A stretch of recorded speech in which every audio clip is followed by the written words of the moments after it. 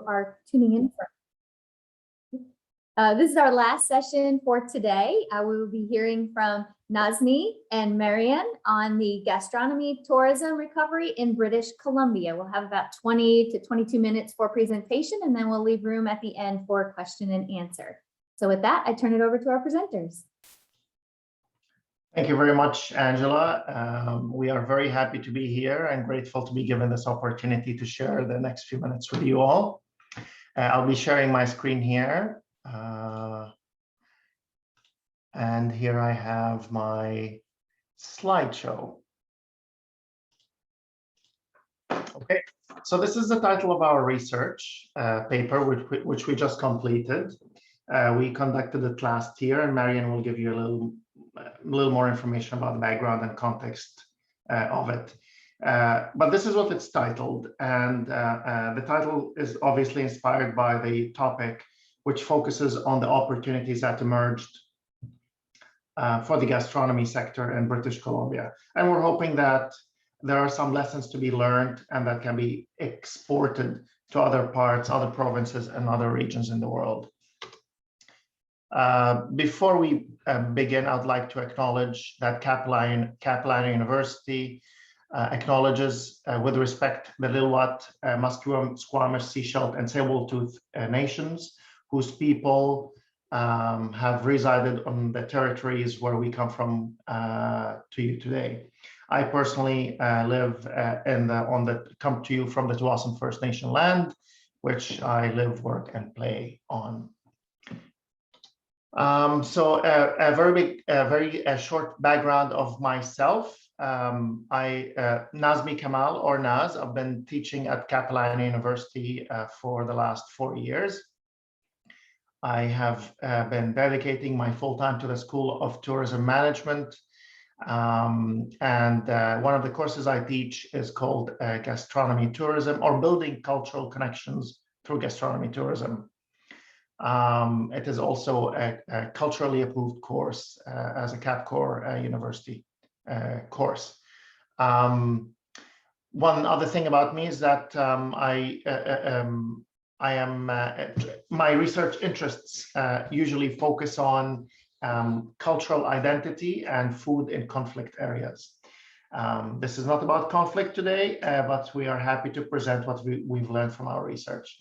I'll pass it on to Marian here to introduce herself very quickly to you. Hello, everyone. My name is Marian, and I'm a fourth-year student at Kamal University in the Tourism Management program. A little bit about myself. I have a personal interest in food and beverage, and I worked in various roles in the industry, both front of house and back of house. More recently, this past year, I worked as a student research assistant for this project, which Naz and I are really excited to share. So without further ado, let's jump into it right away. So with this project, we wanted to explore the impacts of the pandemic on gastronomic businesses in the province of British Columbia, Canada. So in particular, we wanted to discover whether opportunities emerged for these businesses during the pandemic and what they were. And of course, that is not to say that the pandemic was in any way, shape, or form a positive experience. And we respectfully recognize that the pandemic was challenging for many people and industries in general.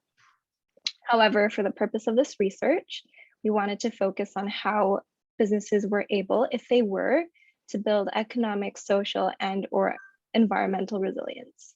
So that's the basis of the research questions you see here on the slide. We also wanted to mention that the study has been reviewed and received ethics clearance from the Kamal University Research Ethics Board. Shall I move over? Oh, yes, please. Okay. So moving on, this slide shows a map of the province, which is divided into 8 distinct regions. Our research aimed to cover all of British Columbia, but as the mainland southwest region is the most densely populated, the majority of our participants were based there, which is also the location of the city of Vancouver, which is the main city. We also had participants from the Vancouver Island coast, as well as the Thompson-Okanagan region, which are known to be major food and wine destinations. So next. I just wanted to touch briefly on the methodology, but I won't spend too much time on it just so we can get to the fun stuff. But I just wanted to give you an idea of our research process.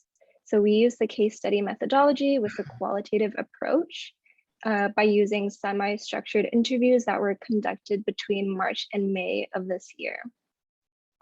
Our population consisted of owners and managers of gastronomic businesses in British Columbia, which include restaurants, food tour companies, caterers, and farms, among many others.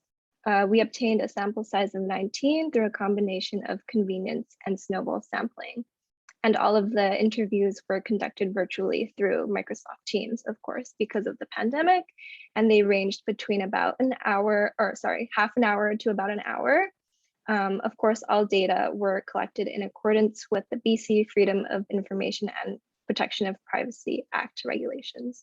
Interviews were recorded with permission and transcripts were generated, and the content was analyzed by determining codes and developing themes, which Naz will discuss in the next slide.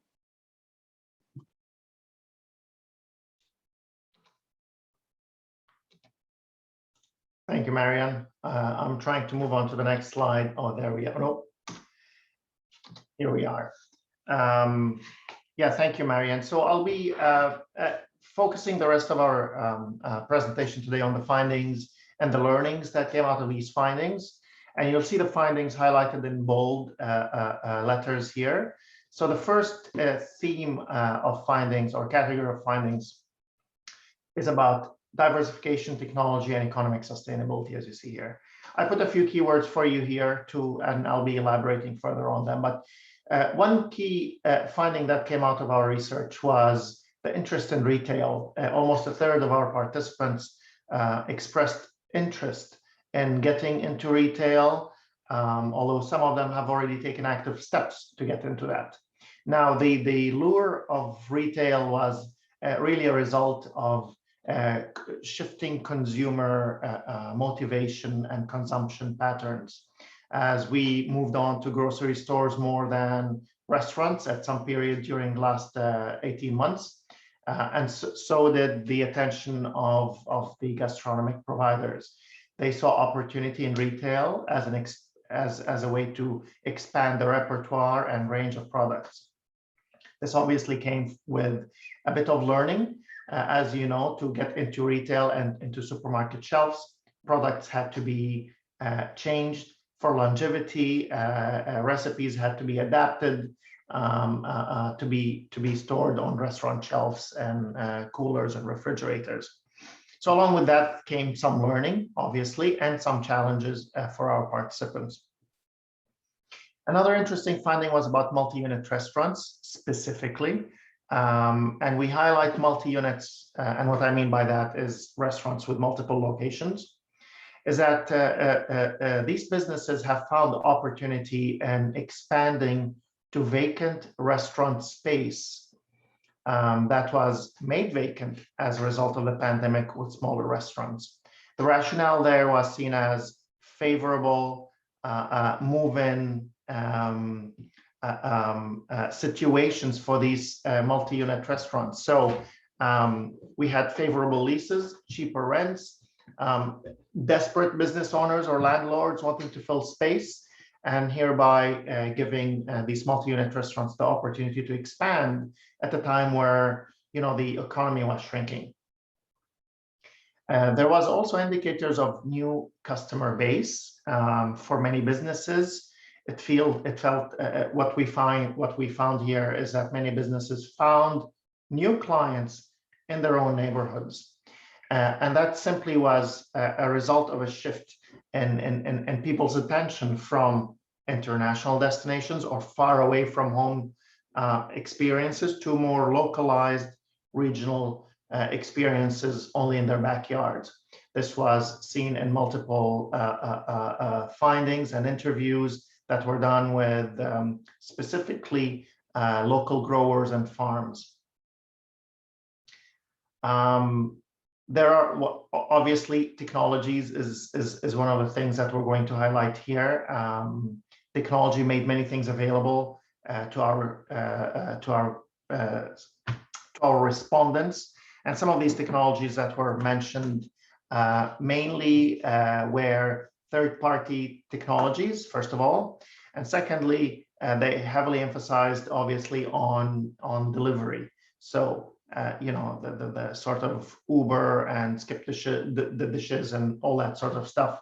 There was quite a bit of an advantage for those who were already set up with these home delivery functions. They saw themselves really hopping on the pandemic wagon sooner than others, and that was beneficial to them. But regardless, there were other existing technologies that were not really used or underutilized by businesses, and now they felt that they already had access to them, and I want to say for free. They were already paid for, but they already had them without really using them. So it brought about that opportunity to discover their own operations a little more intimately. I'll move on to community, which was a big theme coming out of emerging of these findings. And with our community talk, there was a lot of community support that was displayed and shared by our participants. Very emotional moments by many participants here, as they found love and loyalty displayed through repetitive and unconditional support from a customer base that's loyal, whether new or old.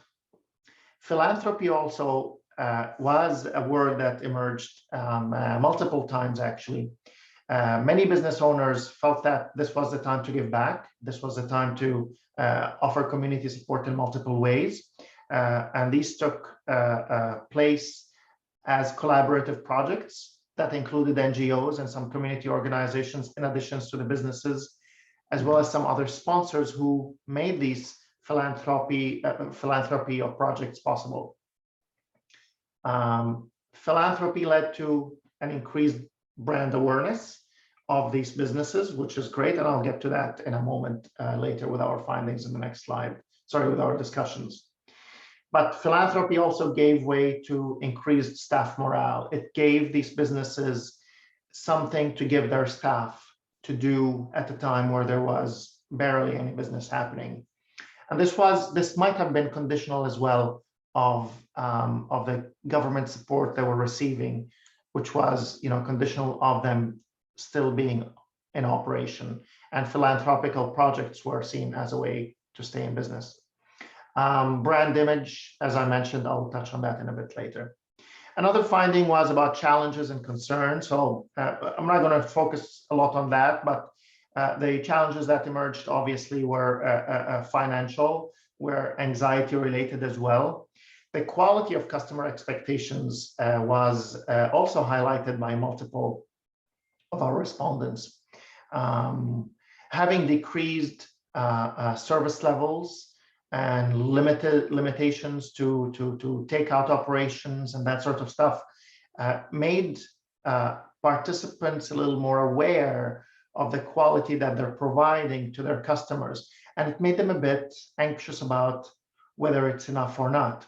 So many were trying to exceed these expectations. However, there were many limitations set aside by the public health orders that we had received here in BC. Safety concerns were obviously a point that was discussed as well, repetitively, safety of patrons and safety of employees alike. And finally, the findings on the outlook of BC's gastronomy was pretty much positive. Out of the 19 respondents, we had 17 who had very strong hopes for a very strong recovery in BC, one that's driven by local and attentive experiences that highlight BC terroir and gastronomic experiences. And that's that for my findings here.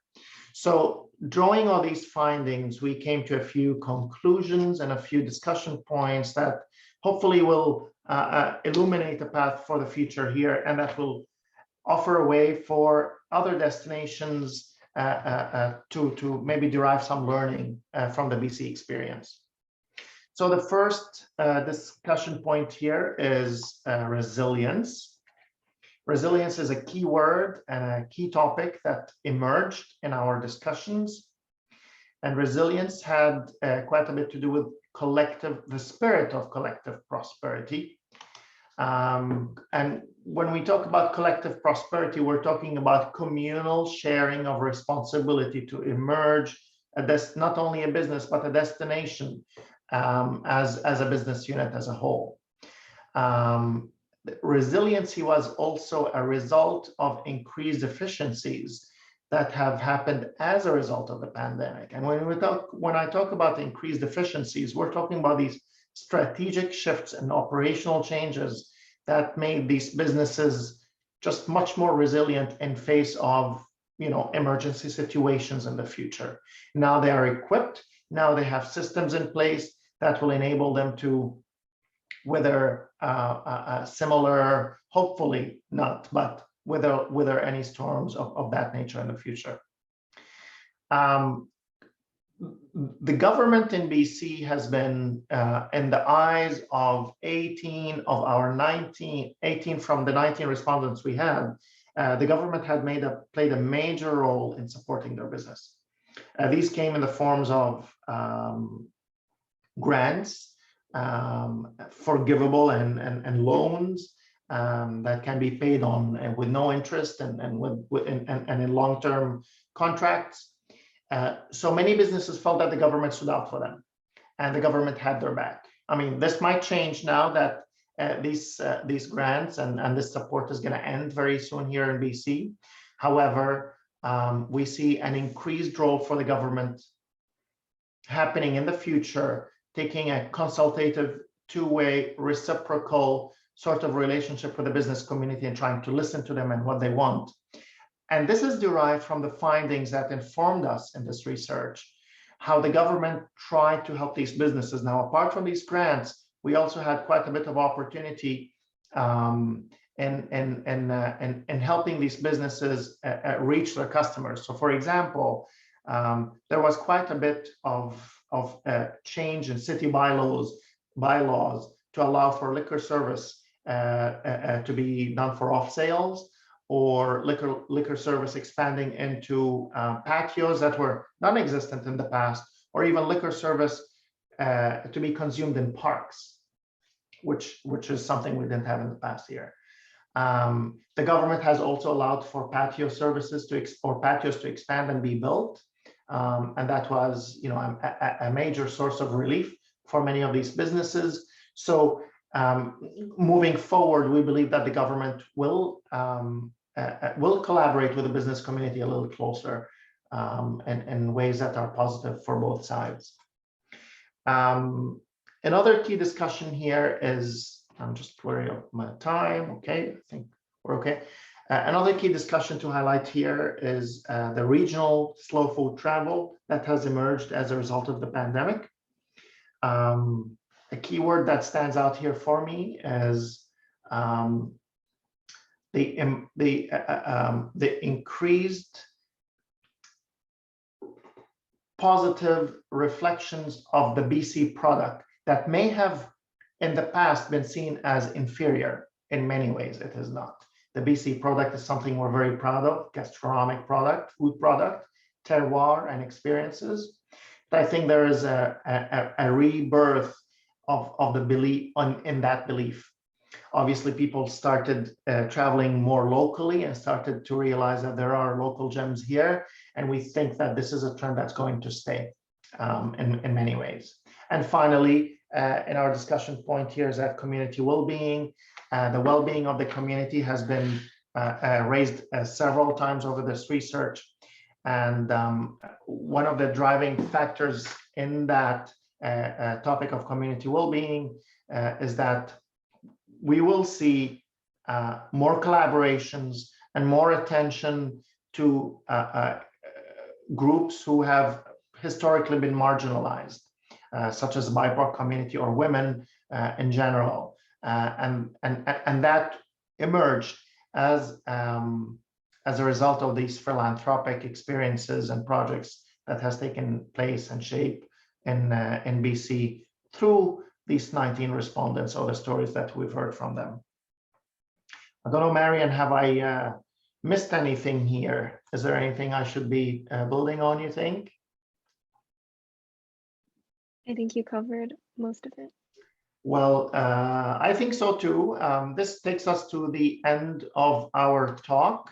I'd like to thank everyone for your time and listening to us. These are our emails, mine and Marian's here. If you'd like to get in touch with us, we will be very happy to start a conversation with you wherever that takes us.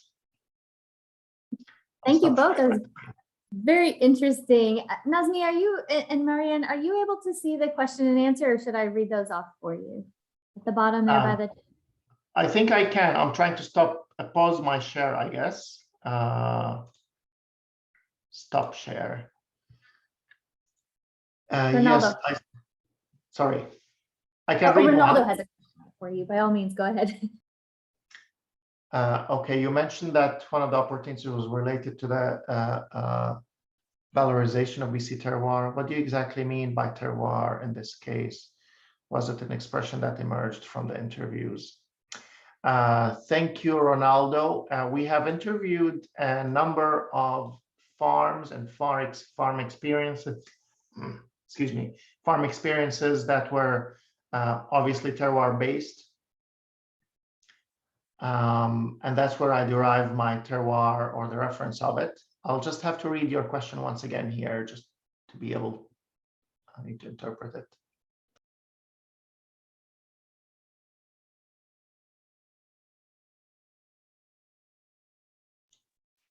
Did I answer your question here, Ronaldo?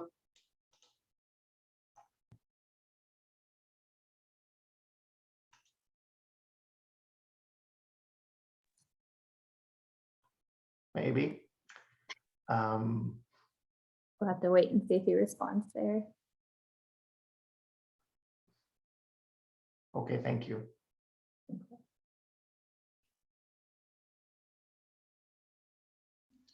I'd like to ask a question.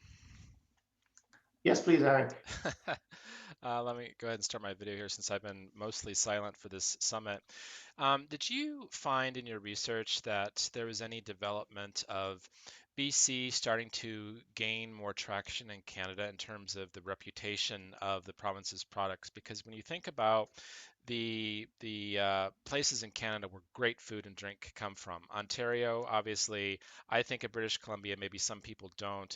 I would think some of the maritime provinces, you know, Nova Scotia, I'm forgetting I'm not good with Canadian geography, but you know, all the maritime provinces over there, they're known for their seafood and some of their fruits and vegetables, and Quebec, of course, are the primary provinces. But British Columbia, I think, I don't know, having lived in Oregon, the climate's very similar, and I know what BC has to offer and been there many times, but I don't know that a lot of people, especially outside of BC, do.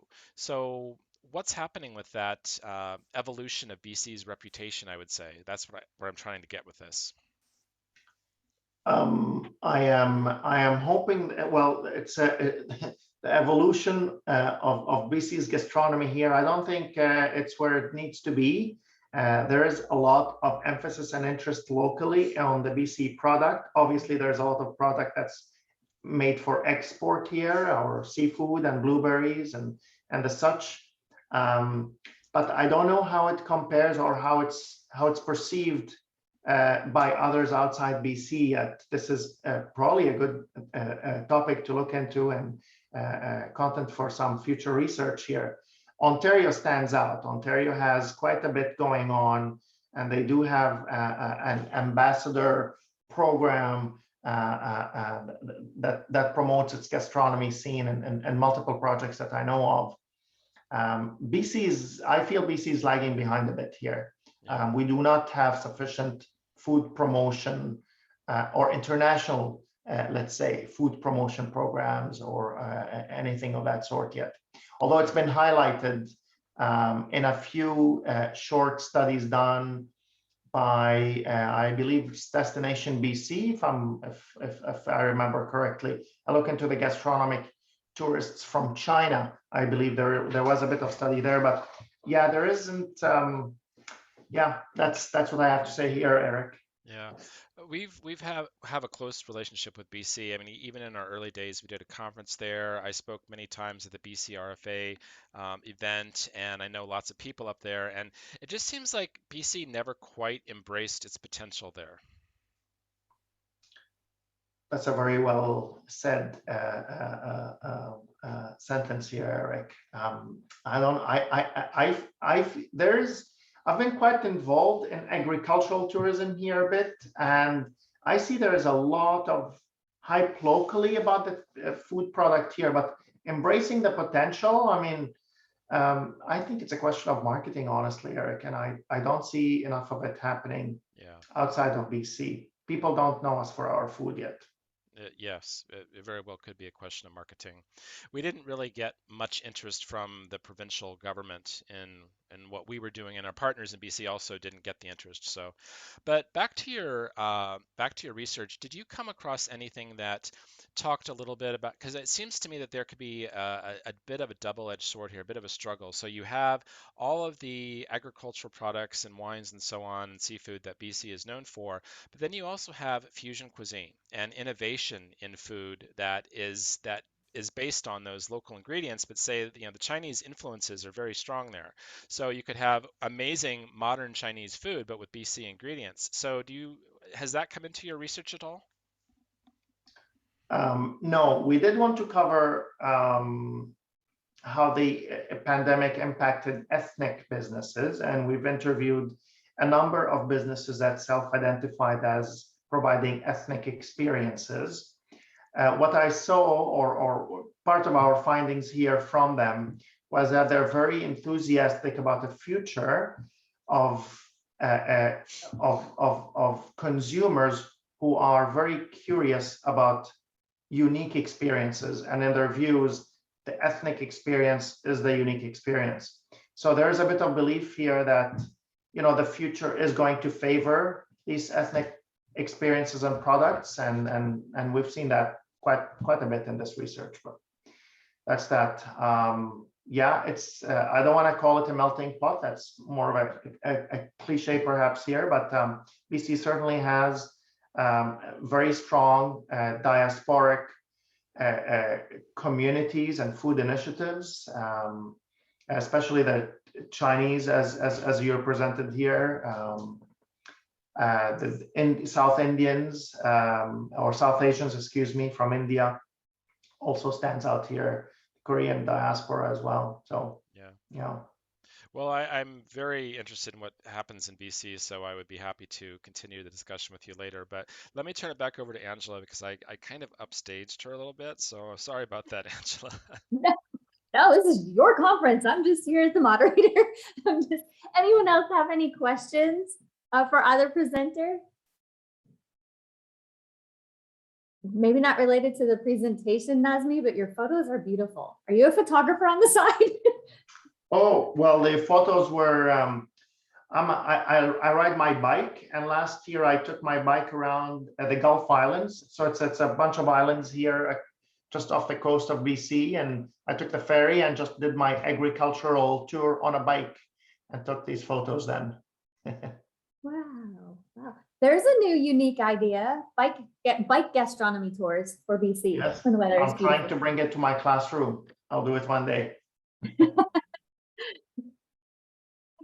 Anyone else with questions for our presenters? Oh, yeah, Eric says they do that in Italy. Mhm.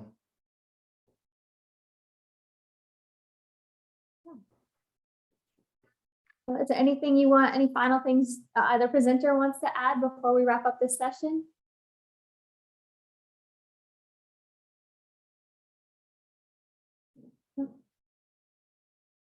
I think that's all for today then. Thank you both for your wonderful presentation. I've learned so much about food travel now. I'm so happy I was able to be a moderator and meet you. Thank you. Thank you for all our presenters and our guests. And I guess that concludes this session.